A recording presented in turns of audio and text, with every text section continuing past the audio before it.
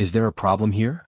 Fenrir asked mildly, his hand settling on Raina's lower back with possessive casualness that made Kaelin's eyes narrow dangerously. Raina, are you all right? Should I escort this gentleman elsewhere?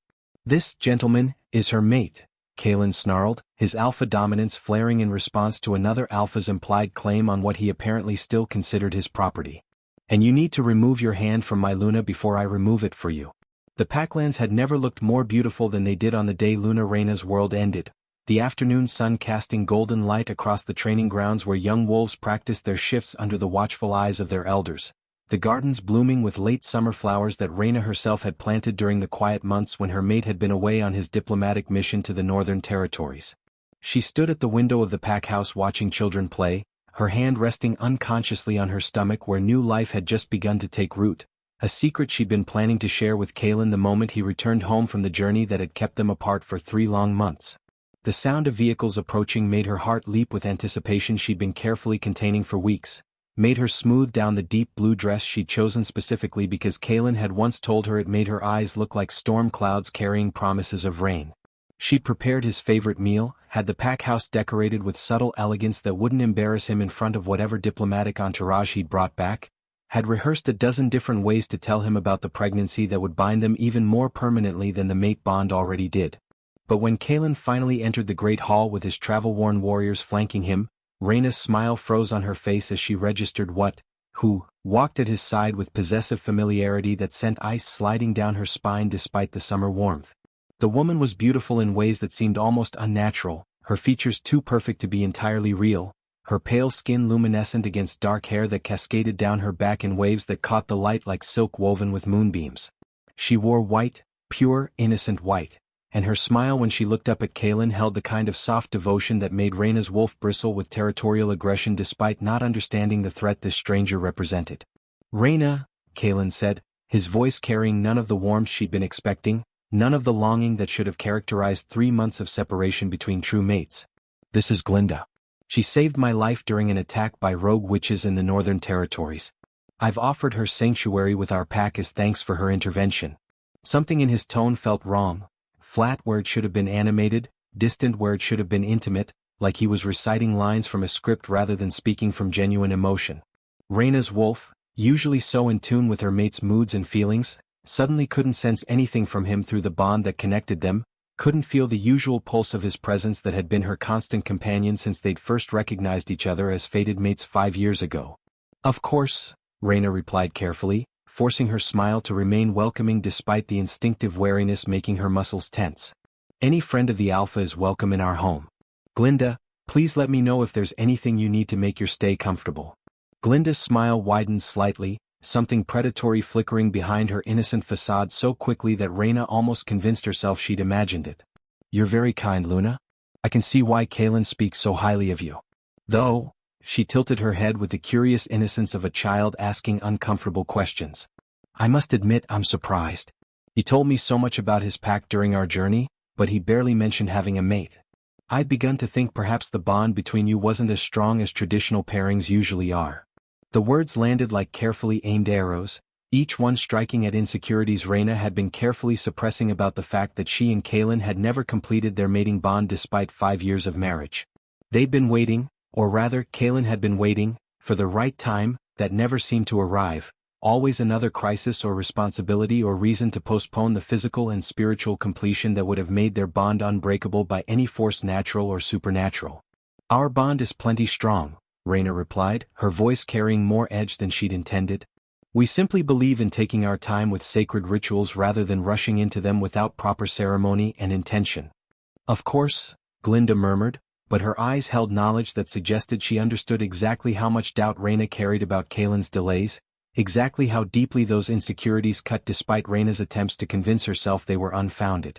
The following weeks were torture disguised as normalcy, Glinda integrating herself into pack life with the subtle skill of someone who'd spent lifetimes learning how to make herself indispensable. She was helpful without being obtrusive, offering advice to pack members struggling with various problems, using her knowledge of herbs and natural remedies to treat minor ailments that didn't require the pack doctor's intervention. generally making herself beloved while simultaneously positioning herself closer and closer to Kaelin in ways that made Raina's territorial instincts scream warnings her rational mind tried to dismiss as jealousy. But it was the way Kaelin looked at Glinda that truly terrified Raina, not with romantic attraction exactly but with something worse. Trust that seemed absolute and unquestioning, dependence that grew stronger daily, like he was slowly forgetting how to make decisions without first consulting the witch who'd supposedly saved his life. And when Raina tried to discuss her concerns, tried to suggest perhaps Glinda had been with them long enough and should consider moving to her own territory, Kaelin's reaction was immediate and vicious in ways she'd never experienced from him before. "Are you suggesting I'm incapable of recognizing manipulation?"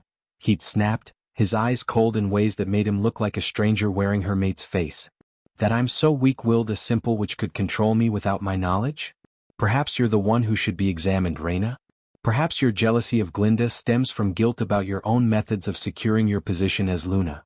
The accusation had been so absurd, so completely contrary to everything about their relationship and how they'd come together, that Raina had initially laughed, a nervous, disbelieving sound that died quickly when she registered that Kaelin was serious, that he actually seemed to believe she'd somehow manipulated their mate bond for personal gain rather than simply accepting the gift the moon goddess had granted them. "Kaelin, that's insane," she'd replied, her voice shaking with hurt and confusion. "We're fated mates. The bond between us was recognized by the entire pack, verified by the elders, celebrated as a blessing from the goddess herself. How can you possibly suggest I manufactured something that everyone witnessed forming naturally?" "Witches can fake mate bonds," Kaelin had said flatly, and Raina realized with creeping horror that these weren't his words. They were Glinda's, fed to him over weeks of careful manipulation until he believed them as absolute truth. "They can create false connections that mimic the real thing, trapping unsuspecting wolves in relationships built on deception rather than genuine destiny. I've been reading about it, learning about the signs." And Raina? His expression had held something that looked disturbingly like pity mixed with disgust. "You've displayed every single warning indicator the texts describe." The confrontation had ended with Kaelin storming out and Raina collapsing in their bedroom, sobbing with the kind of grief that came from watching someone you loved being destroyed by poison you couldn't see or fight. She tried reaching out to the pack elders, tried explaining her concerns about Glinda's influence, but found her warnings dismissed as feminine jealousy or Luna's paranoia about losing her position to a younger, more beautiful rival. No one believed her. No one saw the danger until it was far too late to prevent the catastrophe Glinda had been carefully orchestrating since the moment she'd embedded herself in Kaelin's mind like a parasite feeding on his thoughts. The pack gathering happened on a crisp autumn evening when the moon hung full and heavy in the sky like a silver witness to the injustice about to unfold. Raina had been summoned without explanation, told only that her presence was required for an important announcement, and she'd arrived at the ceremonial grounds expecting perhaps news about territorial negotiations or alliance formations, anything except what actually waited for her in the center of the assembled pack. Kaelin stood on the raised platform where alphas traditionally addressed their people, Glinda beside him wearing white that now seemed less innocent and more like a mockery of purity, and his expression when he looked at Raina held nothing. No love, no recognition, no trace of the man who'd once held her like she was the most precious thing in his world. "Members of the Silvercrest Pack," Kaelin announced, his voice carrying across the gathered wolves with alpha authority that made even the most dominant members lower their eyes in automatic submission. "I've called you here tonight to witness justice. To see truth revealed and deception punished as our laws demand." Raina's stomach dropped, premonition hitting her with the force of physical impact even before Kaelin's next words confirmed her worst fears. "Our Luna, the woman I believed was my fated mate, the female I trusted with my heart and my pack, is a fraud. She is a witch who used dark magic to create a false mate bond, to trap me in a relationship built on lies and manipulation, to secure power she had no right to claim. Tonight we cast out the deceiver. Tonight we reclaim our pack from the corruption that has infected it for 5 years." The world tilted sideways as Raina processed words that made no sense, accusations so fundamentally wrong they felt like reality itself had fractured. "No," she managed, her voice barely audible over the shocked murmuring of the pack. "Kaelin, no, that's not, I would never, we're mates truly bonded, you know this. You know me. This is Glinda's poison talking, not your own thoughts." "Seize her," Kaelin commanded, and guards moved forward immediately, their hands rough as they grabbed Raina's arms despite her struggles, despite her increasingly desperate pleas for someone, anyone, to recognize the insanity of what was happening. What followed would haunt Raina for the rest of her existence. Memories that would wake her screaming in the night even years later when she should have been safe and healed. They dragged her to the center of the ceremonial grounds, forced her to her knees before the pack she'd served loyally for 5 years, and Kalen himself approached with the branding iron that marked traitors and exiles, wolves who'd committed crimes so severe they deserved to carry the physical evidence of their shame permanently etched into their skin. "Kalen, please," Raina sobbed, her pride completely shattered by terror and pain and the desperate need to make him understand before it was too late. "I'm pregnant. With your child. Your heir. You can't, please, for our baby's sake, if not for mine, don't do this. Test my blood. Verify the pregnancy. Prove that what we have is real." For just a moment, something flickered in Kalen's eyes, doubt or recognition or perhaps the mate bond fighting against whatever magical poison Glinda had infected him with. But then Glinda's hand touched his shoulder, gentle and possessive, and his expression hardened back into cold certainty that admitted no possibility of error. "More lies," he said flatly. "More manipulation designed to prey on my emotions and prevent justice from being served. You're not pregnant, Raina. You're simply desperate." The brand when it touched her shoulder was agony beyond anything she'd experienced, silver-heated white-hot searing through skin and muscle with the kind of pain that transcended physical sensation and became existential trauma. Raina's scream echoed across the packlands, her wolf howling in anguish as the mark of exile permanently scarred her flesh, and she felt the pack bonds, all of them, every single connection to the wolves she'd known and loved and protected, snap simultaneously like threads cut by cosmic scissors. They stripped her of her Luna title with words and ritual, took her belongings and her dignity, and finally dragged her barely conscious form to the pack borders where they threw her into the wilderness beyond their protected territory like garbage being discarded. Rain had begun falling, cold autumn rain that soaked through her clothes and mixed with blood still seeping from the brand on her shoulder, and Raina lay in the mud trying to understand how her life had disintegrated so completely in the span of a single evening. She would have died there, probably should have died there, except fate had other plans that didn't include her conveniently disappearing before completing whatever cosmic purpose the moon goddess had designed for her. The stranger found her as dawn broke, his scent reaching her even through the haze of pain and hypothermia. Another alpha, powerful and commanding but carrying an undertone of gentleness that seemed incongruous with his dominant presence. "Don't move," he commanded, his hands careful as they checked her injuries with the practiced efficiency of someone who'd dealt with medical emergencies before. "You're severely hypothermic and that wound is infected. I'm taking you to the hospital. Don't try to fight me, you don't have the strength and I'm not leaving you here to die regardless of what you might prefer." Raina wanted to protest, wanted to insist she could handle herself, but consciousness was already slipping away again and the stranger's arms when they lifted her were warm and steady in ways that made her broken wolf whimper with relief at finally being treated gently after hours of brutality. The stranger, Alpha Fenrir, she learned later when cognition returned, stayed with her through everything that followed. Through the emergency treatment for hypothermia and infection. Through the painful process of cleaning and treating the brand that marked her as exile. Through the doctor's examination that confirmed what Kalen had refused to believe. She was indeed pregnant, approximately 6 weeks along, carrying the child of the man who'd cast her out and refused to acknowledge her truth. "What do you want to do?" Fenrir asked gently after the doctor had left them alone in the hospital room where Raina lay staring at the ceiling and trying to process the irony of carrying proof of Kalen's betrayal inside her body. "You have options. You can contact your former pack, can force them to acknowledge the pregnancy and demand they take you back. You can." "No," Raina interrupted, her voice hoarse from screaming and crying. "I'm not going back there. I'm not giving Kalen the satisfaction of knowing he destroyed me so completely that I'd crawl back begging for scraps of recognition. If he doesn't want me, if he doesn't want our child, then we're better off without him." "Then what?" Fenrir pressed gently. "Where will you go? What will you do? You're pregnant and injured and exiled from your pack. Those aren't circumstances that lend themselves to easy survival." "I don't know," Raina admitted, tears sliding down her cheeks despite her attempts to maintain composure. "I don't know anything anymore except that I can't go back." "I won't." "Then stay," Fenrir offered, his expression holding compassion that seemed excessive for a stranger who owed her nothing. "Stay in my territory. Work for me. I need a general manager for my business operations and you have exactly the kind of organizational skills and diplomatic experience that would make you perfect for the position. I can offer you safety, employment, a place to raise your child away from the pack that hurt you. No obligations beyond professional competency. No expectations of anything except that you show up and do the work. What do you say?" It was charity dressed up as employment, kindness masquerading as business necessity, but Raina was too broken and desperate to care about pride or independence. She accepted Fenrir's offer with the numb gratitude of someone who'd stopped believing in genuine altruism but was too exhausted to question good fortune when it appeared. The years that followed were simultaneously healing and hollow, Raina building a life that looked successful from the outside while remaining fundamentally incomplete in ways she couldn't quite articulate. She worked for Fenrir with the dedicated competence of someone using professional achievement to avoid processing personal trauma, raising her twin boys, beautiful, brilliant, impossibly gifted twins whose birth had nearly killed her but whose presence made every moment of pain worthwhile, with the fierce protectiveness of a mother who'd already lost everything else and refused to risk losing them too.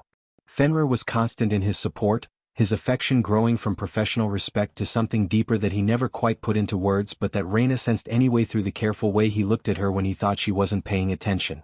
He would have been perfect, kind, stable, powerful enough to protect her and the twins from anyone who might threaten them, genuinely devoted in ways Kaelin had never managed even before Glinda's poison infected his mind. But Raina's heart remained locked behind walls built from betrayal and grief, her wolf refusing to even consider another mate when the bond to Kaelin, never completed, never properly rejected, still existed somewhere in the background of her consciousness like phantom pain from an amputated limb. The twins were extraordinary in ways that became increasingly obvious as they grew, their connection to each other transcending normal sibling bonds and manifesting in abilities that suggested divine intervention rather than simple genetic lottery. They could communicate telepathically across any distance, could sense each other's emotions and physical sensations as if they shared a single nervous system, and when they were together their powers amplified in ways that occasionally caused objects to move without physical contact or made the air around them crackle with energy that had nothing to do with normal werewolf abilities. "They're blessed," Fenrir observed one evening after witnessing the twins make it rain inside the house during an argument about whether they had to eat their vegetables. "Touched by the moon goddess herself, probably. You should consider having them formally assessed by the regional council. Children with abilities like theirs need proper training before they accidentally hurt themselves or someone else." "No," Raina replied immediately, maternal protectiveness overriding any practical concerns about magical education. "The moment I register them with the council, the moment their abilities become official record, they become targets. Every pack with political ambitions will want to control them, to use them as weapons or bargaining chips or proof of divine favor. I won't expose them to that danger. They're just children. They deserve to have normal childhoods before being dragged into supernatural politics." It was paranoia born from trauma, excessive caution that prioritized security over development, but Fenrir didn't argue, just nodded acceptance and helped Raina maintain the careful fiction that her twins were simply normal werewolf children rather than potential game-changers in supernatural power dynamics. The regional summit invitation arrived 5 years to the day after Raina's exile, the cosmic timing so perfect it felt like fate arranging confrontation she'd been avoiding for half a decade. Fenrir's pack was hosting the gathering, a diplomatic conference bringing together alphas from across 3 territories to discuss border disputes and trade agreements and the 100 other political complications that arose when powerful supernatural beings tried to coexist in increasingly crowded spaces. "You don't have to attend," Fenrir said carefully when Raina stared at the invitation with expression that probably broadcast her internal panic more clearly than words could have. "I can handle the hosting duties myself. You can stay home with the twins and avoid." "Kaelin," Raina finished flatly. "You mean I can avoid Kaelin? Don't pretend you don't know he'll be there, that his pack falls within the territory range this summit is meant to address. You're trying to protect me from having to see him again. Is that so wrong?" Fenrir asked gently. "After what he did to you? After 5 years of rebuilding yourself from the destruction he caused? Why would you voluntarily expose yourself to someone who nearly destroyed you?" "Because hiding from him gives him power over me," Raina replied with sudden certainty that surprised even herself. "Because avoiding him means accepting that I'm still broken, still afraid, still that shattered girl he threw away like trash. I've spent 5 years becoming someone stronger. Someone who doesn't need his recognition or his apology or his anything. It's time I proved that to myself." So she attended the summit wearing armor disguised as an elegant dress, her hair styled in ways that made her look sophisticated and untouchable, her makeup perfect camouflage for the terror churning in her stomach as she walked into the grand hall where alphas and their entourages mingled with the careful politeness of predators forced into temporary peace. She felt him before she saw him, the mate bond that had never been properly severed suddenly snapping tight like a rope that had been slack for years finally pulled taut. Her entire body went rigid with recognition, her wolf surging toward the surface with desperate need to see him, confirm he was real, demand answers for 5 years of abandonment. And then their eyes met across the crowded room, and Raina watched Kalen's expression cycle through shock and recognition and something that looked disturbingly like hunger mixed with confusion, like he was experiencing the mate bond pull for the first time rather than renewing a connection they'd supposedly shared for years before her exile. He moved toward her with single-minded focus that suggested nothing else in the room existed, his body language predatory in ways that made Raina's instincts scream conflicting warnings about whether he represented threat or promise. She stood frozen, unable to make herself retreat despite every rational thought insisting she should run before he could hurt her again. "Raina," Kalen breathed when he finally reached her, his hand lifting like he intended to touch her face before some remaining awareness of social propriety made him lower it. I thought you were dead. I searched for months after you disappeared from Pack Borders. Where have you been? What happened to you?" The concern in his voice sounded genuine, the confusion in his expression suggesting he actually didn't remember casting her out, and for one dangerous moment Raina considered believing that Glinda's magic had completely erased his memories of that terrible night. But then she remembered the pain, the brand still scarred into her shoulder, the casual cruelty with which he'd dismissed her pregnancy claim, and her temporary sympathy hardened back into protective rage. "Don't," she said coldly, her voice carrying none of the emotion churning in her chest. "Don't pretend you care what happened to me. Don't act like my absence bothered you when you're the one who cast me out. I'm not interested in your convenient amnesia or your belated concern, Kalen.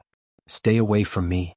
She turned to leave, to escape before the mate bond could weaken her resolve, but Kalen's hand shot out and caught her wrist with grip that was careful not to hurt but firm enough to prevent easy escape. "What are you talking about?" he demanded, his confusion apparently genuine despite Raina's cynicism. "I never cast you out. You disappeared 5 years ago, vanished from our territory without explanation, without goodbye, without any indication of where you were going or why. I thought," his voice broke slightly, "I thought you'd left me. That you'd decided our bond wasn't strong enough to keep you, that you'd found someone better. But you're saying I cast you out? That's insane, Raina. Why would I exile my own mate?" "Because your witch convinced you I wasn't really your mate," Raina replied flatly, yanking her wrist free from his grip with more violence than necessary. "Because Glinda poisoned your mind against me, made you believe I'd manufactured our bond through dark magic, turned you into someone I didn't recognize. You branded me Kalen. Marked me as exile and threw me across Pack Borders like I was garbage you couldn't wait to discard. Don't stand there pretending you don't remember when I carry the physical evidence of your betrayal permanently scarred into my skin." Kalen's face went white, his expression suggesting her words had struck him like physical blows. "No," he said, but his voice held uncertainty that suggested some part of him recognized the truth despite conscious denial. "I would never. The mate bond is sacred, inviolable. I wouldn't." He stopped, his hand coming up to press against his temple like he was fighting a headache or trying to access memories that had been locked away. "Glinda. You said Glinda convinced me. Is the witch still at your side?" Raina finished with bitter humor. "Holding your hand and whispering poison in your ear while you play happy family? I don't know, Kalen. I haven't exactly been keeping track of your romantic entanglements since you destroyed my life and refused to acknowledge the child I was carrying." "Child?" Kalen's voice cracked completely on the word, his eyes dropping to Raina's stomach which had long since returned to its pre-pregnancy flatness. "You were pregnant? When you say I cast you out, you were carrying and I didn't?" He looked like he might be sick, his face cycling through expressions that suggested he was finally understanding the magnitude of what had happened even if the specific memories remained inaccessible. Before Raina could respond, before she could decide whether his apparent genuine horror made any difference to 5 years of suffering, Fenrir appeared at her elbow with the protective presence of someone who'd been watching the confrontation from across the room and had finally decided intervention was necessary. "Is there a problem here?" Fenrir asked mildly, his hand settling on Raina's lower back with possessive casualness that made Kalen's eyes narrow dangerously. "Raina, are you all right? Should I escort this gentleman elsewhere?"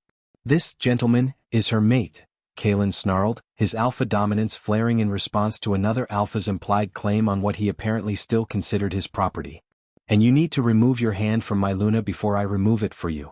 "She's not your Luna," Fenrir replied calmly, though Raina could feel the tension in his body suggesting he was prepared for violence if Kalen pushed the confrontation further. "She hasn't been your Luna for 5 years, not since you exiled her from your pack. She works for me now. Lives under my protection." raises her children in my territory. Whatever claim you think you have on her ended the moment you branded her and threw her away. The mention of children made Kalen's attention snap back to Raina with laser focus that suggested everything else in the room had ceased to exist. Children, he repeated, his voice barely above a whisper. Plural. You have more than one. Are they? He stopped, apparently afraid to voice the question directly. None of your business, Raina replied coldly, refusing to give him the satisfaction of knowing he'd fathered the twins she'd raised alone while he'd been living in oblivious comfort with his witch. My children have nothing to do with you, Kalen. They're mine. Only mine. And if you try to claim otherwise, if you try to assert any parental rights after abandoning us both, I will make you regret it in ways you can't begin to imagine. Something in her tone must have convinced Kalen she was serious, because he stepped back slightly, his hands raising in placating gesture that looked wrong on someone as dominant as an alpha. I'm not trying to take anything from you, he said carefully. I'm trying to understand what happened. You're saying I cast you out, branded you, refused to acknowledge your pregnancy. But I don't remember any of that, Raina. The last clear memory I have of us together is... He paused, clearly struggling with whatever his mind was showing him. Is returning from the Northern Territories with Glinda. After that, everything is fragmented, unclear, like I was living in fog for years. And now you're here, and you're telling me I destroyed everything between us and I can't. That's the false bond seed, Fenrir said quietly, his expression holding grim recognition. Dark magic that creates artificial connections while suppressing real ones. It would explain why he doesn't remember casting you out. The magic probably masked those memories to prevent cognitive dissonance from breaking the spell. But Raina? He turned to look at her seriously. If that's what she used on him, seeing you again, feeling the real mate bond pulling against the false one, that will eventually break the enchantment. His memories will return. And when they do... I don't care, Raina interrupted, her voice hard despite the tears threatening at the corners of her eyes. I don't care if his memories return. I don't care if he eventually recognizes what he did. None of that changes 5 years of suffering, Fenrir. None of that gives me back the time I spent alone and pregnant and terrified, wondering if I'd survive long enough to give birth. His excuses don't interest me. His apologies are 5 years too late. She pulled away from both men, her body language making it clear the conversation was over whether they agreed or not. But before she could escape completely, before she could retreat to somewhere private where she could fall apart without witnesses, Raina made a decision she should have made 5 years ago when Kalen had first cast her out. She turned back to face him, her spine straight and her voice steady despite the emotional chaos making her hands shake. I, Raina Shadowmere, reject you, Kalen Blackthorn, as my mate. I sever the bond between us. I release you from any obligation to me or claim I might have held on your loyalty. We are done. Finished. And this time it's my choice. The rejection ritual, when spoken by only one party, created incomplete severing, painful but not permanent unless the other mate accepted and echoed the words. But Raina didn't care about technical completeness. She just needed to say the words, to claim agency over a bond that had been used to hurt her rather than cherish her. Kalen's reaction was immediate and visceral, his body bending forward like she'd physically struck him, his hands clutching at his chest where the partial severing would be creating sensations like his heart was being torn out slowly. No, he gasped. Raina, no, don't. We can fix this, we can work through whatever Glinda did, please don't reject me, don't cut the bond, it's the only thing I have left of you. You cut the bond first, Raina replied flatly. 5 years ago when you chose to believe a witch's lies over your own mate's truth. This is just me making it official. She walked away then, ignoring Kalen's increasingly desperate calls, ignoring the mate bond shrieking at her that she'd just made terrible mistake, ignoring everything except the need to escape before she broke down completely in front of an audience that definitely didn't need to witness her emotional destruction. But as she fled the summit hall, as she found empty conference room where she could finally let the tears fall, Raina understood with sinking certainty that this wasn't over. The rejection had done something to Kalen, had triggered something in him that looked less like release and more like obsessive determination, like she'd accidentally challenged him rather than freeing them both. And men like Kalen, alphas who'd had everything taken from them by magic they couldn't fight, those men didn't accept loss gracefully. They fought. They raged. They became dangerous in their desperation to reclaim what they'd lost. Raina had just declared war on her former mate without quite meaning to, and she had no idea whether she was strong enough to survive whatever came next. The weeks following the summit were a study in escalating tension, Kalen's presence becoming inescapable despite Raina's best efforts to maintain the distance she'd claimed to want. He appeared everywhere she went, At the grocery store where she bought food for the twins, at the park where they played on weekend afternoons, at the business district where Fenrir's offices occupied the top floor of a building Kaelin apparently had investments in despite the territories being technically separate. It was stalking disguised as coincidence, obsession masquerading as legitimate business that kept bringing him into her orbit with frequency that couldn't be accidental. He's losing his mind, Fenrir observed one evening after Kaelin had appeared at yet another location where Raina happened to be, his presence triggering security alerts that suggested he was testing boundaries and seeing how close he could get before someone forcibly removed him. The partial rejection combined with his returning memories, it's driving him into some kind of possessive madness. You need to complete the rejection, Raina. Accept his echo of your words and sever the bond permanently before this escalates into violence. He hasn't echoed my rejection, Raina replied wearily, exhausted from weeks of constant vigilance and the emotional toll of seeing Kaelin everywhere she turned. He refuses to accept it. Keeps insisting we can work through what happened, that Glinda's magic was the problem and now that he's remembering the truth we can rebuild what we lost. He's delusional, Fenrir. He actually seems to think I'll just forgive 5 years of abandonment because he has convenient excuse about being magically compromised. What Raina didn't mention, what she barely admitted to herself, was that seeing Kaelin's genuine devastation, watching him process returned memories with horror that seemed absolutely authentic, was weakening her resolve in ways she didn't want to examine too closely. The man stalking her wasn't the cold stranger who'd cast her out 5 years ago. He was the Kaelin she'd originally fallen in love with, passionate, protective, increasingly desperate to make amends for sins he was only now understanding he'd committed. But forgiveness felt like betrayal of the woman who'd survived his rejection, like dishonoring the strength it had taken to rebuild herself from nothing.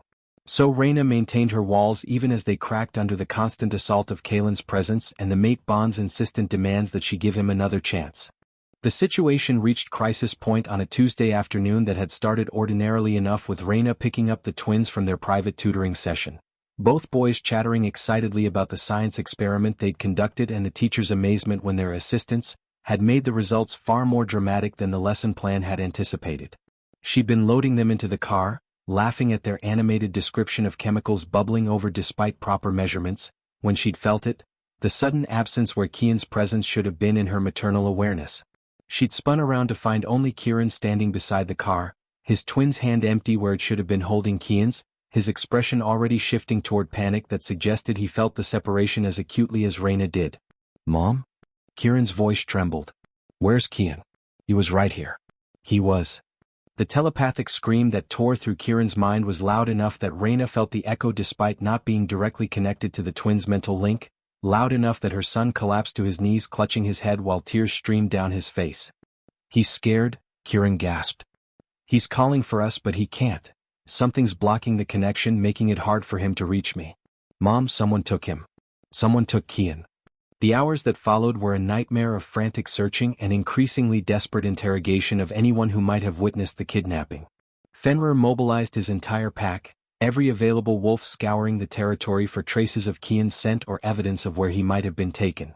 They found witnesses who'd seen a black SUV, found security footage showing masked figures grabbing a small boy and forcing him into a vehicle, found everything except actual leads about where Kian had been taken or who had ordered the abduction. It was Kieran who finally provided the critical information, his telepathic connection to his twin flickering through whatever magical interference was blocking their usual clear communication. "He's in a house," Kieran whispered, his eyes unfocused as he strained to see through his brother's perspective. "A big house with wolves everywhere. There's a man, tall, dark hair, scary eyes. He keeps asking Kian questions about Mom. About where we live. About," his face crumpled, "about who our father is. Kian won't tell him. He's being brave but he's so scared, Mom. We have to find him." "The man," Fenrir said urgently, crouching beside Kieran with careful intensity. "Can you describe him more? Can you see anything that might tell us where this house is located?" Kieran concentrated harder, his small face scrunched with effort that was clearly causing him physical pain. "There's a symbol on the wall. A wolf with silver eyes under a crescent moon. And the man, he smells like..." The boy's eyes flew open, shock and betrayal written across his features as recognition hit. "He smells like Mom. The same scent Mom carries that she won't explain. He smells like family." Raina's blood turned to ice as understanding crashed over her with the force of physical impact. The silver-eyed wolf was Kaelin's pack symbol. The man who smelled like family was Kalen himself.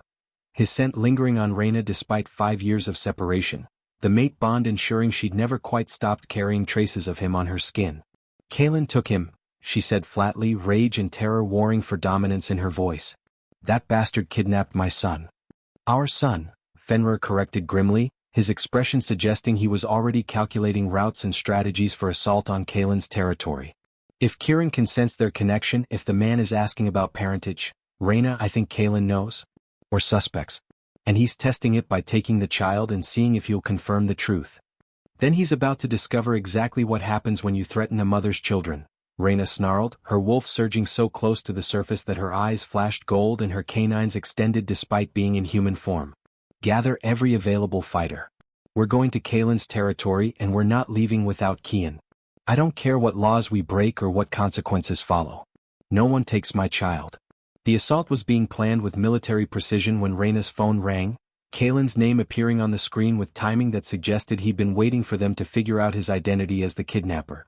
She answered with trembling hands, fury making her voice shake as she snarled, "If you've hurt him, if you've laid one hand on my son in violence, I will rip your throat out with my bare hands, mate bond be damned." "He's fine," Kalen replied, but his voice carried strange quality, shaken, awed, almost reverent in ways that made no sense given the circumstances. "Scared but unharmed. I would never hurt a child, Raina, regardless of what you think of me. But I needed answers. Needed to know if what I suspected was true. And now I do." "Congratulations on confirming you're a kidnapper," Raina snapped. "Return my son immediately or I'm bringing every wolf loyal to Fenrir straight through your borders and damn the diplomatic consequences." "He's mine too," Kalen said quietly, and the words landed like grenades in the charged silence. "The boy you call Kian, he's my son. I had the hospital run tests when he got sick yesterday, when his body started rejecting the blockers I'd given him to suppress his wolf temporarily. His blood type is Rh, the rarest type in the world. I carry it. My mother carried it. The odds of random child having it are 1 in 6 million. But the odds of my son having it are 50-50. Raina's hand tightened on the phone until the plastic creaked with stress, her mind racing through implications she didn't want to accept. "Blood type doesn't prove paternity," she said, but her voice lacked conviction. "Lots of people." "I ran DNA tests," Kalen interrupted. "Without your permission, which I know violates about a dozen laws, but I needed to know for certain. Raina, Kian is mine. Biologically, genetically, undeniably mine. Which means the other twin, Kieran, he's mine too, isn't he? You were pregnant with my children when I cast you out. You tried to tell me and I didn't believe you, and then you spent 5 years raising my sons alone because I was too poisoned by false magic to recognize my own family." The anguish in his voice was palpable, genuine enough that even Raina's rage couldn't completely dismiss it as manipulation. But the confirmation of her fears, that Kalen now knew about the twins, that he had legal and biological claim to them regardless of his 5-year absence, made her maternal instincts override any sympathy she might have felt for his emotional suffering. "They're mine," she said fiercely. "I don't care what DNA says. I don't care about blood types or biological connections. They're mine because I'm the one who carried them and birthed them and raised them through every midnight feeding and every childhood illness and every milestone you missed because you were too busy playing happy family with your witch. You don't get to show up now and claim fatherhood because it's suddenly convenient." "I'm not trying to take them from you," Kalen replied, his voice rough with emotion. I want to meet them. Properly. Want them to know who I am, what I am to them. Raina, please. I know I have no right to ask for anything from you, but these are my children. Our children. Don't keep me from them out of revenge for sins I committed while not in my right mind." "You kidnapped one of them," Raina reminded him coldly. "That's not exactly the behavior of someone who deserves parental access. Return Kian immediately, unharmed and untraumatized, and maybe we can discuss supervised visits under controlled circumstances. But if you think this kidnapping gives you leverage, if you're planning to hold my son hostage until I agree to your demands, you severely underestimate how far I'll go to protect what's mine." "Tomorrow morning," Kalen said after long pause that suggested he was wrestling with decisions he didn't want to make. "I'll bring Kian to neutral territory. The old mill on the border between our lands. You can verify he's unharmed and we can discuss everything. The twins. Our bond. What happens next. But Raina, I'm not walking away from my sons. Now that I know they exist, now that I understand what I lost, I won't, just pretend they're not mine." He ended the call before Raina could respond, leaving her standing with dead phone and racing heart while Fenrir and his warriors waited for orders about whether they were still launching rescue assault or if negotiation had just replaced violence as the preferred strategy. "He's bringing Kian back tomorrow," Raina said numbly, her mind still processing the conversation's implications. "He knows about both twins. He's claiming paternal rights. And I don't know how to fight him on this, Fenrir. Legally, biologically, he has legitimate claim. The only thing I have is 5 years of actually being present, and I don't know if that's enough to override wolf law about parental authority." "We'll figure it out," Fenrir promised, pulling her into a hug that was meant to be comforting but couldn't quite reach past the terror making her entire body shake. "We'll find a way to protect the twins from being taken from you. I won't let Kaelin destroy your family after you've worked so hard to build it." That night, Kieran refused to sleep alone, his twins' absence making him physically ill in ways that no medicine could address.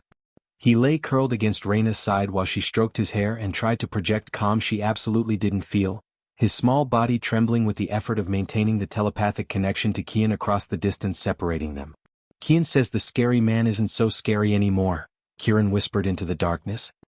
"He says the man keeps apologizing for scaring him, keeps promising he won't hurt him. He gave Kian ice cream. 3 different flavors. And he keeps staring at him like he's trying to memorize his face. Kian thinks maybe the man is sad about something." "The man is your father," Raina said quietly, deciding that honesty was preferable to continued deception now that circumstances had forced the truth into the open. "His name is Kaelin. He's an alpha like Fenrir. And it's complicated, sweetheart. He did some things that hurt me very badly before you and Kian were born. But he didn't know about you. Didn't know I was pregnant when we separated.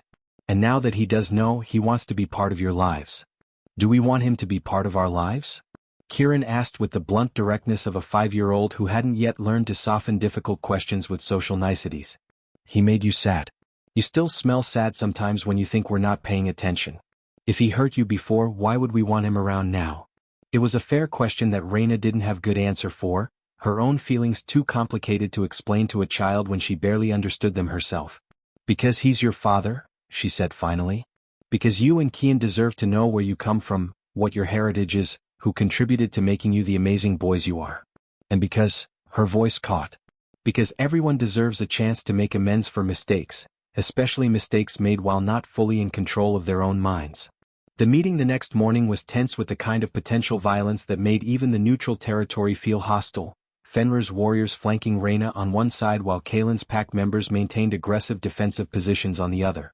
But when Kaelin emerged from his vehicle carrying Kian in his arms, the boy looking tired and scared but unmistakably unharmed, Raina's maternal instincts overrode her tactical caution and she was running before conscious thought could stop her. Kaelin handed Kian over immediately, his hands gentle as he transferred the child to his mother's desperate embrace, and Raina buried her face in her son's hair while sobs of relief racked her body. "I'm sorry," she whispered to Kian. "I'm so sorry I let them take you. I promise it won't happen again." "It's okay, Mama," Kian said with the solemn wisdom that sometimes appeared in children who'd experienced genuine fear. "The man didn't hurt me. He was actually kind of nice once he stopped being scary. He told me stories about his sister. He said she would have loved meeting us. Me and Kieran." He cried when he said it. Raina looked up to find Kaelin standing a few feet away, his expression holding such raw vulnerability that she felt her anger wavering despite her determination to maintain righteous fury. This wasn't the man who'd cast her out 5 years ago. This wasn't even the desperate stalker from recent weeks. This was someone fundamentally broken, piecing himself back together from fragments while trying to figure out how to be a father to children he'd never known existed. "Thank you," she managed, "for bringing him back. For not," she stopped, unable to finish the sentence. "I would never hurt them," Kaelin said quietly. "Our children. I know you have no reason to believe me, but Raina, they're the most important things in my world now. More important than my pack, my territory, my pride. More important than anything except you. And I will spend the rest of my existence proving I'm worthy of knowing them." Before Raina could respond, Kieran suddenly appeared at her side. Fenrir must have brought him when Kian was confirmed safe, and the moment the twins were within physical proximity of each other, the air around them began to crackle with energy that made every wolf present take instinctive step backward. The boys embraced with the desperate intensity of two halves of a whole finally reunited, and their telepathic connection when it re-established sent visible ripples through the supernatural fabric of reality. "Whoa," Kian breathed, his eyes wide with wonder. Kieran, do you feel that? It's like we're more now than we were before. Stronger. More connected. It's because he's here, Kieran replied, his gaze turning to Kaelin with mixture of curiosity and calculation that looked far too mature for a 5-year-old face. Our father. Being near him makes our power stronger. I can feel it, like a circuit that was incomplete is finally closed. The revelation made every adult present go very still, implications crashing over them with force that transcended simple surprise. If the twins' abilities amplified in Kaelin's presence, if their divine gifts required both parents to reach full potential, then separating them from their father wasn't just emotionally complicated, it was potentially suppressing abilities that might be critically important to their development and safety.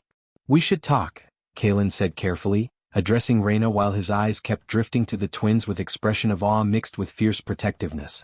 About custody, about visitation, about how we navigate this situation in ways that prioritize what's best for Kian and Kieran rather than what makes us most comfortable. I'm not trying to take them from you, Raina. I'm just asking to be included in their lives. What followed were weeks of tense negotiations and careful arrangements, supervised visits that gradually expanded into weekend custody as Kaelin proved himself capable of basic parenting without causing psychological damage. The twins adapted with the remarkable flexibility of children who'd never known traditional family structures, accepting Kaelin's presence with cautious curiosity that slowly warmed into genuine affection as he demonstrated consistent reliability. But the situation remained fundamentally unstable, the unresolved tension between Raina and Kaelin creating undercurrent of potential disaster that everyone could feel but no one quite knew how to address. The mate bond pulled at them constantly, incomplete rejection creating pain that intensified every time they had to interact for the twins' sake, and Raina found herself simultaneously wanting to maintain distance and desperately craving the closeness that biological imperative demanded. The breaking point came on a night when Kaelin had dropped the twins off after a weekend visit, lingering at Raina's door with expression that suggested he had something to say but couldn't quite figure out how to voice it. She should have sent him away immediately, should have maintained the professional courtesy that had characterized their recent interactions, but something about the vulnerability in his eyes made her hesitate. "Come in," she heard herself saying, the words emerging before conscious thought could stop them. "Just for a minute. We need to discuss the twins' upcoming birthday party. Coordinate plans so we're not sending mixed messages about logistics." It was transparent excuse to extend their interaction, flimsy justification that wouldn't have fooled anyone, but Kaelin accepted immediately and followed her into the house that still smelled like Fenrir despite him not having been there for days. The scent made Kaelin's jaw clench with jealousy he tried to hide, made him position himself between Raina and the door in ways that suggested territorial claiming he probably wasn't even conscious of doing. "The party," Raina started, but Kaelin interrupted before she could build momentum behind the safe topic. "I remember everything now," he said abruptly, his voice rough with emotion that had clearly been building for weeks. "Every moment of that night when I cast you out. Every word Glinda fed me. Every time you tried to tell me the truth and I dismissed you as manipulative. I remember watching you run into the forest after I branded you and I remember..." His voice broke. "I remember feeling relief that you were gone. That the problem of you was solved. That's what her magic did to me, Raina. It made me feel relieved about destroying the most important person in my world." "Kaelin," Raina began, but he kept talking, words pouring out like he'd been holding them back too long and they were finally escaping despite his attempts at control. "I don't expect forgiveness. I don't deserve forgiveness. But I need you to know, the man who hurt you, who cast you out, who refused to believe you about our children, that wasn't me.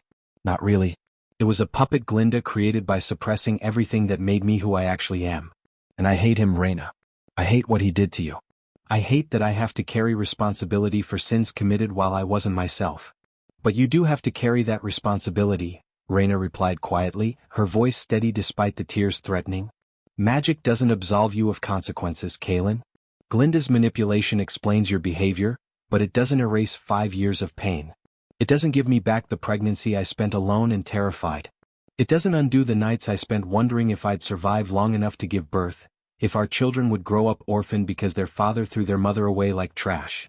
"I know," Kaelin said, and the devastation in his voice was absolutely genuine. "I know it doesn't fix anything. But Raina, I'm asking anyway. Asking for something I don't deserve. Asking you to consider giving me another chance. Not for my sake, though gods know I'm selfish enough to want you back for purely personal reasons. But for the twins. For Kian and Kieran, who deserve parents who are at least trying to build something functional rather than maintaining cold professionalism that probably confuses them more than it helps.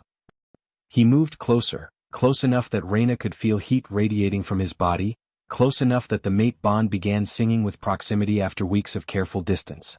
You're right that magic doesn't absolve consequences, Kaelin continued. But does it matter at all? Does knowing I was poisoned, that I would never have chosen to hurt you if I'd been in my right mind, does that change anything?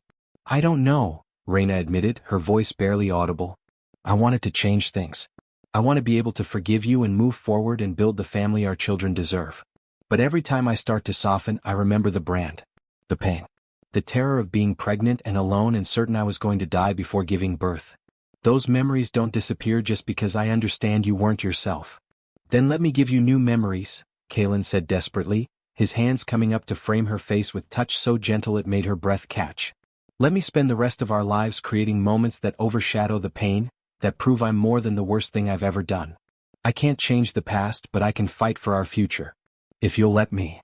The kiss when it came was inevitable. 5 years of denied longing and incomplete mate bond, and the simple fact of still loving someone despite every rational reason not to, combining into perfect storm of need that overwhelmed both their defenses. Raina knew she should push him away, should maintain the boundaries she'd worked so hard to establish, but her body had other ideas and she found herself pulling him closer instead, her hands fisting in his shirt while she kissed him back with the desperate intensity of someone who'd been starving without realizing it. They moved through her house in tangle of desperate touches and shed clothing, 5 years of separation making them clumsy and urgent in equal measure. By the time they reached the couch they were both trembling with need that transcended simple physical desire, the mate bond roaring to life with force that suggested it had been waiting for exactly this moment to remind them what they'd been missing. We shouldn't, Raina gasped even as Kaelin's mouth traced patterns down her throat that made rational thought increasingly difficult. We're not. The twins are at Fenrir's for the night but they could come back and. Then we'd better be quick, Kaelin murmured against her skin, his hands mapping her body with reverent attention that suggested he was trying to memorize every curve and hollow. Though gods, Raina, I want to take my time with you. Want to spend hours relearning every inch of you that I've been dreaming about for 5 years. Hours later, Raina managed, pulling him down onto the couch and wrapping her legs around his waist, an invitation that was unmistakable. Quick now. Thorough later. If there is a later. If this isn't terrible mistake we're going to regret immediately after. But there was no regret in Kaelin's eyes, no hesitation in the way he positioned himself and finally completed the physical aspect of their bond that had been interrupted 5 years ago. The sensation of joining was overwhelming, not just physical pleasure though there was plenty of that, but something deeper and more fundamental as the mate bond that had been incomplete suddenly snapped fully into place with force that made them both cry out. Magic flooded through the connection, burning away the remnants of Glinda's false bond seed like sunlight destroying shadows, and Kaelin's mind when it opened fully to Raina's showed her everything. The memories that had been locked away, the poison that had infected his thoughts, the genuine horror he'd experienced when those memories finally returned and he understood what he'd done. They moved together with desperate synchronization, 5 years of denial and pain and longing finding release in movements that were part claiming and part surrender. When Raina finally shattered, when pleasure overwhelmed her completely, Kaelin followed her over the edge with her name on his lips like a prayer or an apology or possibly both. Afterward, they lay tangled together on the couch while their breathing slowly returned to normal and reality began seeping back in around the edges of post-coital contentment. Raina knew she should probably say something, should address what had just happened and what it meant for their carefully maintained boundaries, but words felt inadequate for the magnitude of what they just shared. I can feel it, Kaelin said quietly, his hand tracing idle patterns on Raina's hip. The bond. Fully formed. Complete. Everything Glinda suppressed is back and it's like I've been living in gray for 5 years and suddenly colors exist again. Is it the same for you? Yes, Raina admitted because lying about the bond seemed pointless when Kaelin could probably feel her emotions directly now. Though I'm not sure if that's good or terrible. The bond being complete means we're stuck with each other now, Kaelin. For life. Even if we decide this was a mistake, even if we can't make this work. It wasn't a mistake, Kaelin interrupted firmly, pulling her closer. And we will make it work. We have to, because I'm not losing you again. Not to magic, not to pride, not to anything. You're mine, Raina. My mate. My Luna. The mother of my children. And I will spend every remaining day of my existence proving I'm worthy of those titles. The moment was interrupted by a piercing scream from upstairs that had both of them scrambling for clothes and weapons before their conscious minds even registered what they were hearing. They ran toward the sound to find both twins, who should have been at Fenrir's, who definitely hadn't been home when Raina and Kaelin had been occupied downstairs, standing in Kieran's bedroom with their hands clasped and energy crackling around them like visible electricity. "Boys?" Raina managed, her maternal concern overriding her confusion about how they'd gotten home without anyone noticing. "What's wrong? Why are you screaming?" "We're not screaming," Kian said, his voice holding wonder mixed with slight fear. Mom, something happened. When you and Dad..." He stopped, apparently not quite sure how to articulate what he was sensing. When the bond completed, Kieran finished for his twin, both boys speaking with eerie synchronization that suggested their telepathic connection had reached new level of integration. "We felt it. Felt the power surge through the family line. And we woke up. Our wolves woke up. Earlier than they should. Earlier than is normal. Because the family is whole now." Golden eyes stared out from both boys' faces, their wolves surfacing with the unmistakable signs of supernatural beings who just experienced first shift years earlier than usual werewolf development. It should have been impossible. Children didn't manifest their wolves until puberty at the earliest, supernatural biology following strict developmental timelines that couldn't be rushed without severe consequences. But the twins weren't normal children, had never been subject to standard rules about ability development, and their connection to the moon goddess apparently meant they operated on an entirely different timeline than standard werewolf offspring. "It's okay," Kaelin said, moving to kneel before the twins with careful movements that wouldn't trigger their newly awakened predator instincts. "This is normal. Well, not normal but normal for you. Your wolves recognizing mine. Family acknowledging family. Can you feel it? The pack bond forming between us." Both boys nodded slowly, their eyes still glowing gold but some of the fear fading as they processed Kaelin's calm acceptance of their transformation. "It feels like everything finally makes sense," Kian said wonderingly. "Like pieces we didn't know were missing just clicked into place." "Because they did," Raina said softly, moving to stand beside Kaelin in physical representation of the united front they were now presenting whether they'd planned it or not. "Your father is here. The family is whole. And you're both exactly who you're meant to be. Children blessed by the goddess with abilities beyond normal understanding. But with great power comes great responsibility. You understand that, don't you?" The twins nodded solemnly, old souls looking out through young faces in ways that suggested they understood far more about their destiny than any 5-year-old should. "We're here to fix things," Kieran said simply. "Things that are broken in the supernatural world. That's what the goddess told us. That's why we have the abilities we do." It was prophecy spoken in child's voice, divine purpose articulated by beings too young to fully grasp its implications, and both Raina and Kaelin felt the weight of responsibility settle on their shoulders. Their children weren't just gifted, they were chosen. And protecting them from those who would seek to exploit their abilities was going to require united parental front stronger than any personal complications between the parents themselves. "Then we'll prepare you," Kaelin said firmly, his hand finding Raina's and squeezing gently. "Both of us. Together. We'll teach you control, help you understand your gifts, protect you from anyone who might want to use you for their own purposes. But for now," he smiled. "For now you're still children. And children need sleep. So back to bed both of you. We'll discuss your divine destiny in the morning over breakfast like civilized supernatural beings." The twins giggled at that, their wolves retreating back beneath human surface as they accepted the gentle parental authority being wielded by adults who were finally on the same page. They climbed into bed together. They'd been sleeping in the same room since the kidnapping, finding security in physical proximity, and within minutes were asleep with the easy unconsciousness of children who just experienced significant magical event and were exhausted by the experience. Raina and Kaelin stood in the doorway watching them sleep, both processing the magnitude of what had just happened and what it meant for their future. "There's no going back now," Raina said quietly. "The bond is complete. The twins have manifested early. We're a family whether we feel ready for that or not." "I'm ready," Kaelin replied immediately. "I've been ready since the moment I understood what I'd lost. The only question is whether you're ready to forgive me enough to actually build something real rather than just coexisting for the twins' sake." Raina was silent for a long moment, her mind working through 5 years of pain and the question of whether love could overcome that kind of damage. "I don't know if I'm ready to forgive," she admitted finally. "But I'm willing to try. For the twins. For the bond. Her voice softened. For the man you were before Glinda poisoned you and the man you're trying to become now. But Kaelin, you hurt me. Deeply. Fundamentally. And healing from that is going to take time I can't quantify and patience you'll have to maintain even when it's frustrating.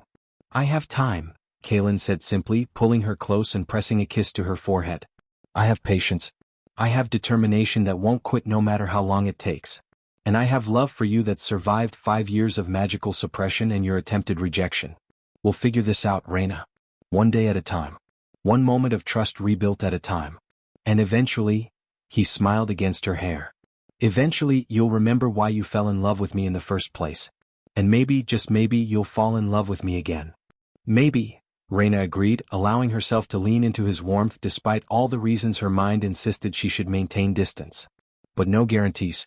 And no rushing. If we're doing this, if we're actually trying to rebuild our bond and our family, we do it right. With honesty and communication and all the things we failed at before. Agreed, Kaelin said, and sealed the promise with a kiss that held hope and determination and the stubborn refusal to accept that some things were beyond repair. They stood together in their children's doorway watching divine gifts sleep in mundane pajamas, and both understood that their family story was far from over. In fact, it was only just beginning.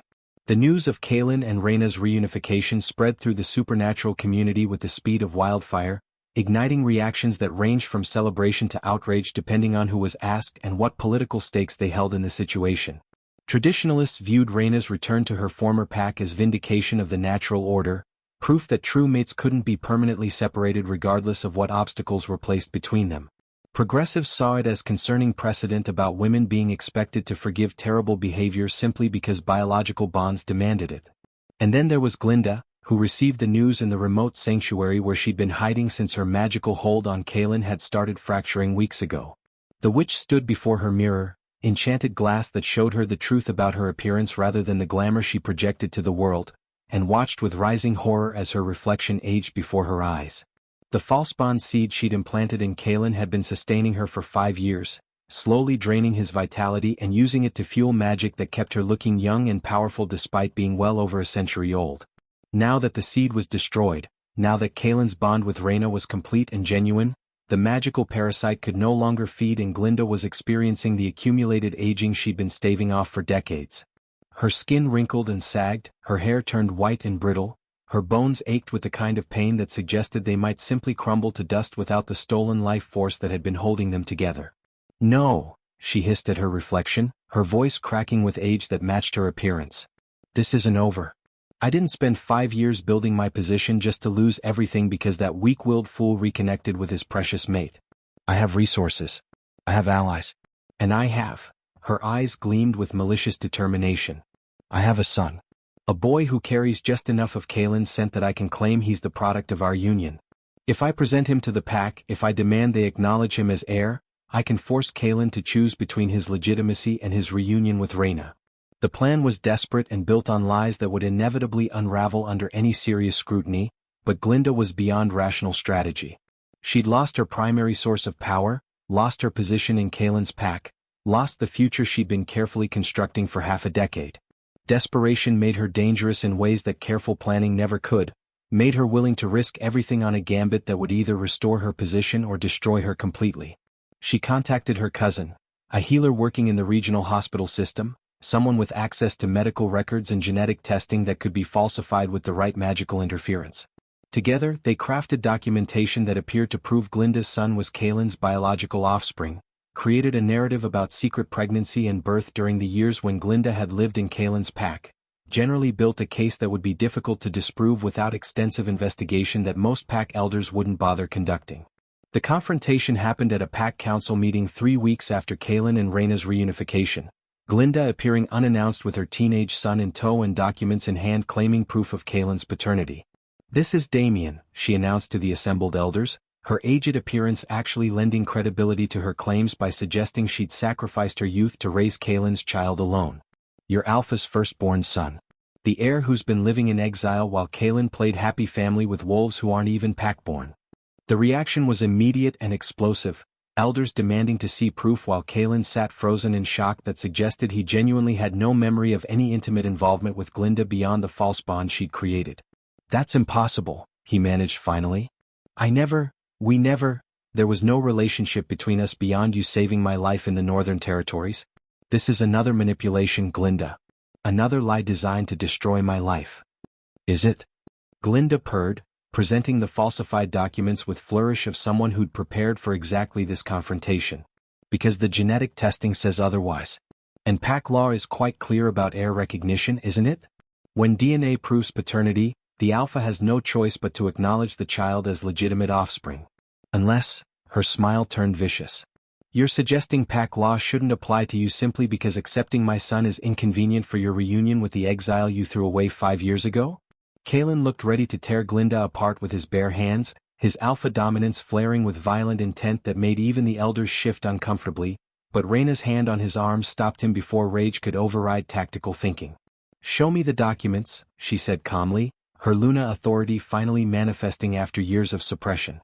If what you're claiming is true, if Damien is really Kalen's biological son, then proper verification should be straightforward.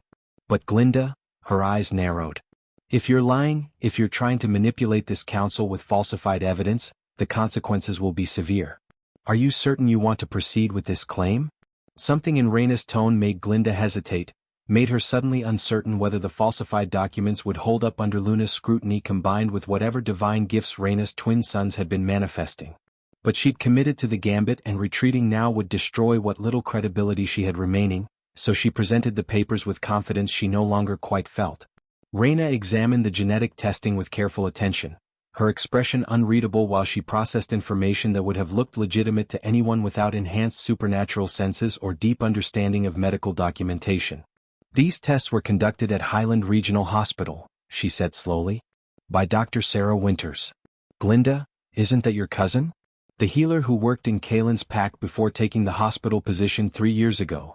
The connection was damning, the nepotism of having family member conduct genetic testing immediately casting doubt on the results' reliability, but Glinda attempted to brazen through the accusation anyway. My cousin is a respected medical professional whose credentials have been verified by multiple supernatural councils. Her personal connection to me doesn't invalidate properly conducted scientific testing. Perhaps not, Raina agreed mildly. But it does suggest we should verify these results independently. Kalen, she turned to her mate. Would you be willing to submit to DNA testing conducted by neutral third party? Something that can definitively prove or disprove whether Damien carries your genetic markers. Absolutely, Kalen replied immediately, relief evident in his voice at finally having concrete action he could take. I'll submit to any testing the council requires. But I'm telling you now, that boy isn't mine. I've never been intimate with Glinda beyond what the false bond forced me to believe, and even those false memories never included physical relationship. This is manipulation. Another scheme designed to destroy what I'm trying to rebuild with Raina. The council agreed to independent testing, arrangements made for neutral healer to conduct genetic analysis that would either validate or debunk Glinda's claims. But before those tests could be completed, before Glinda's scheme could be fully exposed, she made her final desperate move. She attempted to have Raina assassinated. The attack came at dawn 3 days after the council meeting, hired wolves breaking into the home Raina and Kalen now shared with the twins with orders to eliminate the Luna before she could fully re-establish her position in the pack. They'd been promised the death would look like an accident, that suspicion would fall on rival packs rather than Glinda, that removing Raina would clear the path for Damien to be acknowledged as heir without the complication of Kalen's existing family. But they'd underestimated both the twins' defensive abilities and their divine purpose, underestimated how powerful children blessed by the moon goddess could become when their mother's life was threatened.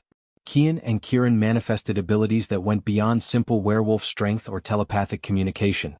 They created barriers of pure energy that repelled the attackers, made the air itself become solid enough to trap intruders like insects in amber, generally demonstrated that they were far more dangerous than their 5-year-old appearance suggested.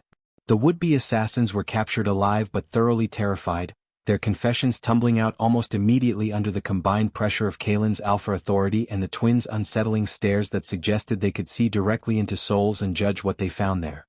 Glinda hired us, they admitted to the assembled pack. Said the Luna needed to be eliminated before she could poison the alpha's mind against accepting his true heir. Said Damien deserved to be recognized without the complications of Raina's return interfering with pack politics.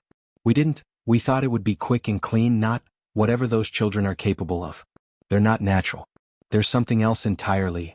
The condemnation of Glinda was immediate and absolute, her scheme exposed and her position destroyed beyond any possibility of recovery. But she'd already fled by the time Kaelin's warriors reached her sanctuary, disappeared into the night with Damien in tow and only a taunting note left behind. "You haven't seen the last of me, Alpha. I built my position through patience and planning. I can do it again. Enjoy your reunion while it lasts. Eventually, the past always catches up with those who think they can escape it." It was threat and prophecy combined, Glinda promising that their conflict wasn't finished despite her immediate defeat, but Kaelin had more pressing concerns than hunting a fleeing witch. Raina had been nearly killed, his children had manifested abilities that would make them targets for anyone seeking divine favor or supernatural advantage, and his pack needed stabilization after weeks of political upheaval. "We need to leave," Raina said that evening as they surveyed the damage to their home and tried to process how quickly everything had escalated from reunification to assassination attempts. "Take the twins and disappear. Glinda's not going to stop, and there will be others like her. People who want to use Kian and Kieran's abilities for their own purposes. The only way to keep them safe is to remove them from supernatural politics entirely." "Running isn't the answer," Kaelin countered, though his expression suggested he understood her reasoning even if he didn't agree with the conclusion. "If we run, we spend the rest of our lives looking over our shoulders. We teach our children that their power is something to hide rather than use responsibly. And we abandon the pack that needs strong leadership now more than ever after Glinda's schemes destabilized our hierarchy." "Then what do you suggest?" Raina demanded, her fear making her voice sharper than she'd intended. "We just stay here and wait for the next attack? Hope that our children's abilities are enough to protect them from whoever decides they're worth kidnapping or killing?" "I won't risk them, Kaelin. I can't." They argued through the night, both parents desperate to protect their children but holding different visions of what protection actually meant in practice. It was Fenrir who finally provided the solution neither had considered, arriving at dawn with proposition that would require sacrifice but offer genuine security.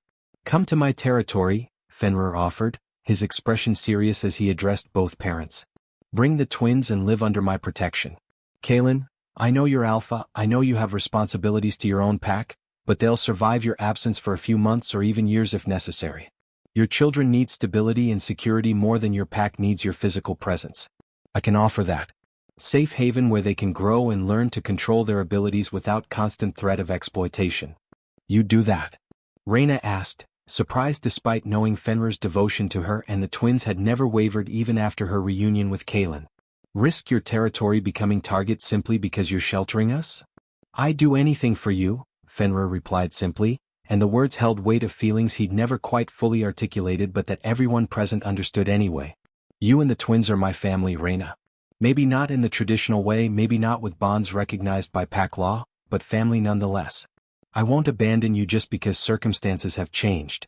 Kaelin's jaw clenched with jealousy that was instinctive but not entirely rational, his wolf bristling at another alpha claiming any kind of familial connection to his mate and children. But he also recognized genuine altruism when he encountered it, recognized that Fenrir's offer came from place of love rather than strategic maneuvering, and eventually he managed to choke out acceptance that probably cost him considerable pride. "Thank you," Kaelin said stiffly. I appreciate the offer. And we accept. The twins' safety comes before my ego or my territorial instincts." What followed were weeks of careful planning and strategic misdirection, creating the appearance that Raina was preparing to flee the country alone with the children while actually arranging for her to relocate to Fenrir's territory under protection that would be nearly impossible for Glinda or her allies to penetrate. But fate had one more cruel twist prepared before allowing them even temporary peace. The car crash happened on a mountain road notorious for dangerous conditions, Raina's vehicle going over a cliff in spectacular fashion that suggested either mechanical failure or deliberate sabotage rather than simple driver error. Emergency responders found the car fully engulfed in flames at the bottom of a ravine, the heat intense enough that identification of remains would be nearly impossible without DNA testing that would take weeks to complete. Kaelin received the news while in a council meeting, his world fracturing completely as he tried to process information that his mate, his Luna, the mother of his children, the woman he'd just gotten back after 5 years of separation, was gone. Dead. Destroyed in an accident that should have been preventable if only he'd done more to protect her. The twins were missing entirely, their bodies not found in the wreckage despite evidence suggesting they'd been in the vehicle when it crashed. Searchers combed the ravine and surrounding forest for days looking for any trace of the boys, but it was as if they'd simply vanished into thin air the moment the car went over the cliff. Kalen descended into madness that made his grief after his sister's death look like mild sadness by comparison. He stopped eating, stopped sleeping, stopped performing even basic alpha duties as guilt and loss consumed him completely. His pack watched helplessly as their leader destroyed himself from the inside out, and even Fenrir's attempts to reach him proved futile against the wall of devastation Kalen had built around his shattered heart. Meanwhile, in a secure location hundreds of miles away, Raina watched Kalen's deterioration through magical surveillance with heartbreaking but conviction remaining firm. The crash had been staged, the bodies never real, the entire scenario carefully orchestrated by Fenrir and his most trusted allies to fake her death convincingly enough that even Kalen would believe it. It had to be done, Fenrir said quietly, standing beside her while they observed Kalen's self-destruction through the scrying mirror. Glinda's network was too extensive, her allies too embedded in pack structures for us to simply relocate and hope for the best. The only way to keep you and the twins truly safe was to make everyone, including Kalen, believe you were beyond reach. I know, Raina replied, tears streaming down her face despite understanding the necessity of their deception. But watching him suffer like this, knowing it's my fault even if the reasons are sound, it's torture, Fenrir. He thinks he lost us. He thinks his children are dead. How is that not cruel beyond justification? Because the alternative was worse, Fenrir reminded her gently. The alternative was Glinda or her allies eventually succeeding in killing you for real. The alternative was your children being kidnapped and used as weapons or leverage by people with no regard for their welfare. Sometimes mercy requires temporary cruelty. You know that. Glinda was eventually captured by Fenrir's forces, the witch's power finally exhausted without the false bond to sustain her, her allies abandoning her when it became clear she no longer held influence over Kalen's pack. They brought her before Fenrir in chains, aged and weak but still venomous as she spat accusations and threats that held no real power. You think you've won, she hissed, her eyes blazing with hatred that transcended rational grievance. You think eliminating me means Kalen gets his happy ending with his precious Luna. But I curse them, curse their bond and their children and everything they've built on the ruins of my plans. They'll never know true peace. Never know safety. The moon goddess herself will turn against them for. Fenrir's claws ended her tirade permanently, his execution swift and brutal in ways that suggested he'd been waiting years for the opportunity to remove someone who'd caused such catastrophic damage to people he cared about. That's for Raina, he said coldly to Glinda's corpse. And for the 5 years you stole from her. May whatever hell exists for witches be appropriately terrible. The DNA testing on Damien was finally completed posthumously for Glinda's scheme, results confirming what everyone had suspected. The boy carried no genetic markers connecting him to Kalen whatsoever. He was witch-born entirely, son of Glinda and some unknown father, his entire existence fabricated as leverage that had never actually existed beyond falsified documents and desperate lies. 2 years passed with agonizing slowness, Kalen barely holding himself together through obligations to his pack and the faint hope that maybe, somehow, his children had survived even if Raina hadn't. He'd become ghost of the alpha he'd once been, going through motions but never truly present, and the pack council had finally begun discussing removing him from leadership for the good of everyone involved. The hearing was scheduled for a crisp autumn morning that felt cruelly beautiful given the circumstances, sunlight streaming through windows while pack elders prepared to discuss whether their alpha's continuing grief made him unfit to lead.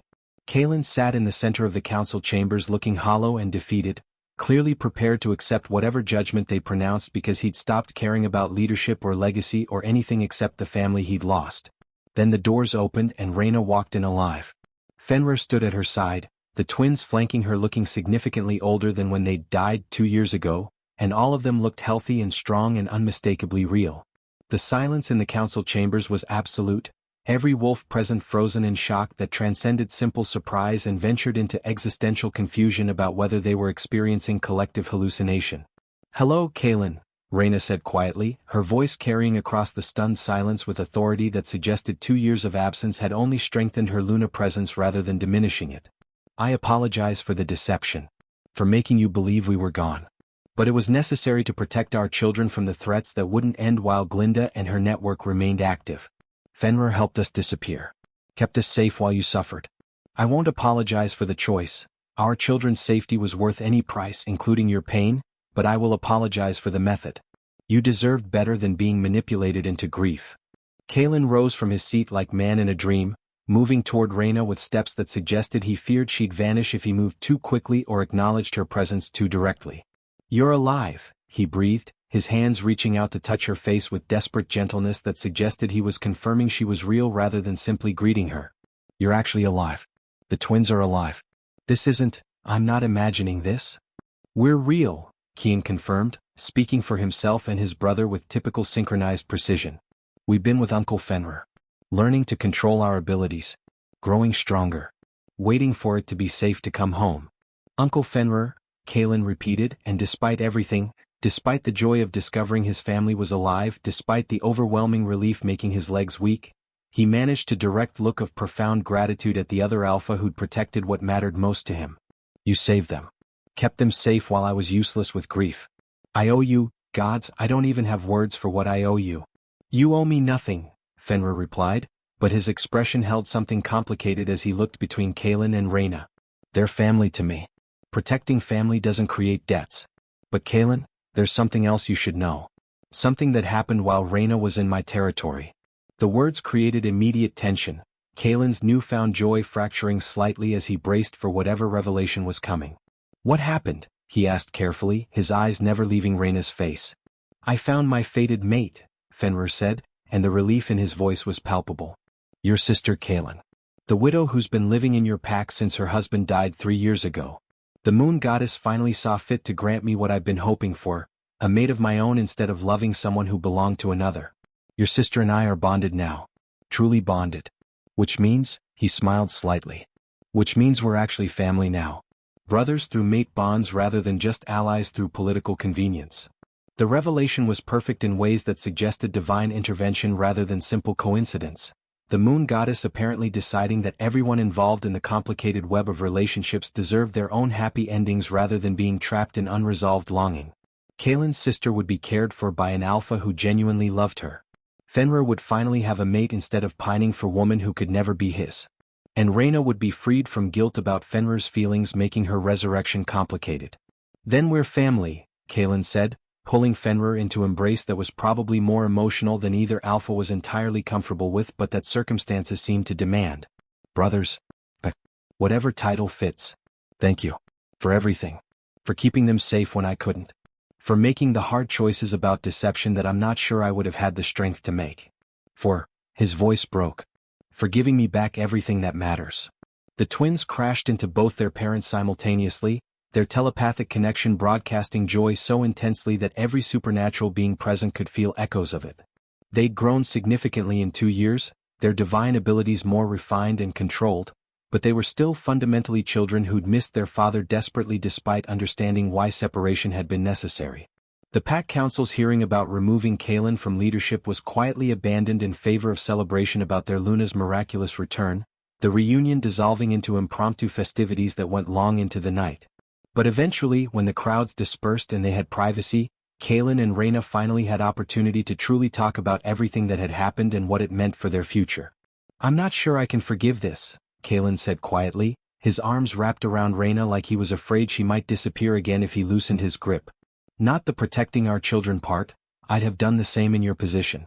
But making me believe you were dead, letting me destroy myself with grief when you were alive and safe. That feels cruel in ways I'm struggling to process, even understanding why it was necessary." "I know," Raina replied, her own voice rough with emotion. "And I'm not asking for immediate forgiveness. But Kaelin, you hurt me. Destroyed me 5 years ago when you cast me out. Made me believe you didn't want me or our children. Maybe this makes us even. Maybe we've both hurt each other so profoundly that the only path forward is accepting that we're equally damaged and working from there. Or maybe," Kaelin suggested, tightening his embrace, "maybe we're both so broken that we're the only ones who can truly understand each other. Maybe we build something new from the ruins of what we both destroyed. Maybe we let the past stay past and focus on the future our children deserve." "Maybe," Raina agreed, finally allowing herself to fully lean into his strength without reservation. "But Kaelin, no more secrets. No more deceptions, even well-intentioned ones. If we're doing this, if we're actually trying to build real partnership instead of just reacting to circumstances, then we do it with complete honesty even when that honesty is uncomfortable." "Agreed," Kaelin said, sealing the promise with kiss that held hope and determination and stubborn refusal to accept that some damage was irreparable.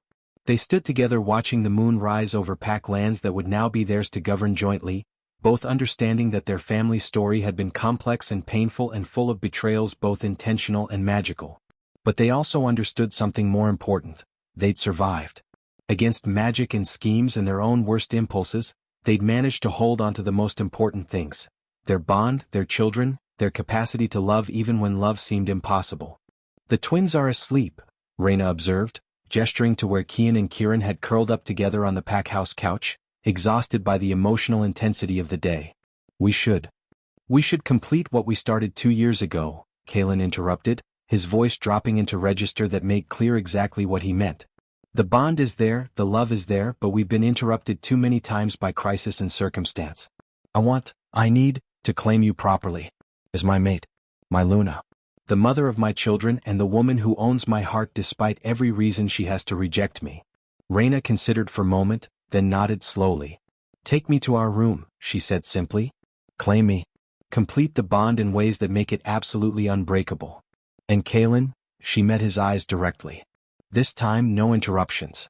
No assassins or kidnappings or fake deaths. Just us, finally building the future we should have had 5 years ago. What followed was intense and consuming and felt like the universe finally aligning properly after years of being knocked off course by forces beyond their control. Kalen was reverent and possessive in equal measure, his touch mapping Raina's body with attention that suggested he was memorizing every detail. She responded with equal passion, her own need finally permitted expression after years of suppression and denial. When they finally came together, when the bond snapped into place with force that made them both cry out, it felt different than it had 2 years ago. Deeper, more permanent, infused with understanding about exactly how precious what they had was because they'd nearly lost it permanently. Afterward, they lay tangled together while moonlight streamed through windows and illuminated the room where they'd finally managed to claim the peace they'd been fighting for. "I love you," Kalen said simply. "I've loved you through madness and grief and 2 years of believing you were dead. I'll love you for whatever time we have remaining, whether that's decades or centuries. You're mine, Raina. My mate. My Luna. My everything." "And you're mine," Raina replied, her hand resting over his heart where she could feel its steady rhythm. "My alpha. My partner. The father of my children. We've been through hell, multiple times, but we made it out together. And now," she smiled, "now we get to build something beautiful from all the broken pieces we've both been carrying." They fell asleep like that, two people who'd been through more trauma than most supernatural beings experienced in lifetimes, wrapped around each other like they could prevent any future separation through simple proximity. In the morning, they woke to the twins bouncing on their bed with the exuberant energy of children who'd finally been reunited with both parents and who had no intention of letting circumstances separate their family again. "Mom, Dad, the goddess came to us in our dreams," Kian announced excitedly. "She says we're going to do great things. Change the supernatural world. Make it better for everyone." "That's wonderful, sweetheart," Raina said, pulling both boys close despite being barely awake. "But those great things can probably wait until after breakfast, yes? Even chosen children need to eat properly." The twins agreed readily, their divine purpose apparently not interfering with normal childhood priorities like food and play and being with parents they adored. As Raina watched Kalen interact with their sons, tossing them in the air and catching them while they shrieked with laughter, engaging in mock battles that always ended with the twins defeating their alpha father, she felt something settle in her chest that she'd been missing for far too long. This genuine, earned peace that came from fighting through every obstacle and emerging intact on the other side. Later that day, during the formal ceremony reinstating Raina as Luna to a pack that had never stopped being hers despite 5 years of absence, she stood before the assembled wolves with Kalen at her side and their children behind them and understood that this was what prophecy had been building toward all along. "I, Luna Raina Blackthorn, accept the responsibilities and privileges of my position," she said, her voice carrying authority that made even the most dominant pack members lower their eyes in automatic submission. "I will protect this pack. Guide this pack. Serve this pack with everything I am and everything I can become. This I swear by the moon goddess herself." The pack bonds snapped into place with force that resonated through every wolf present, recognition of true Luna finally taking her rightful position spreading through the supernatural connections that bound them all together. And in that moment, with her mate beside her and her children secure and her pack complete, Raina finally allowed herself to believe that maybe, just maybe, happy endings were possible even after the darkest beginnings. The forsaken Luna had risen. The betrayed mate had found redemption. and together they would build future bright enough to erase shadows of the past. Continue the supernatural saga. If Forsaken Luna left you breathless, you need to experience more. Subscribe for exclusive bonus content. Extended epilogues revealing what happens when the twins reach adolescence and their full powers manifest, Fenrir and Kaelin's sister building their own pack dynasty, and the Supernatural Council's reaction to a Luna who bridged death itself. Explore the expanded universe.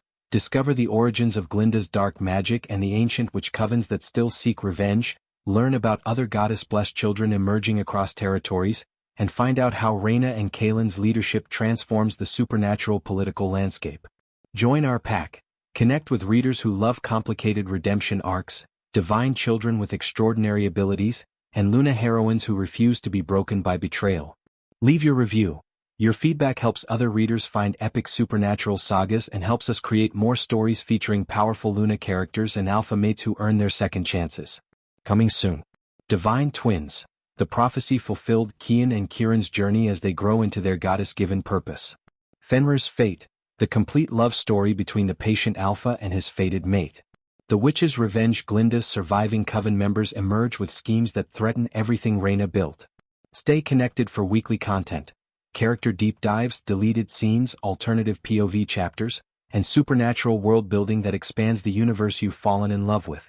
Subscribe now and never miss a moment of this epic supernatural journey. Thank you for experiencing this tale of betrayal, redemption, and divine destiny. Your engagement with these characters and their journey means everything. May you always find the strength to forgive when warranted, the courage to protect what matters most, and the wisdom to recognize when love deserves a second chance. The Moon Goddess watches over us all.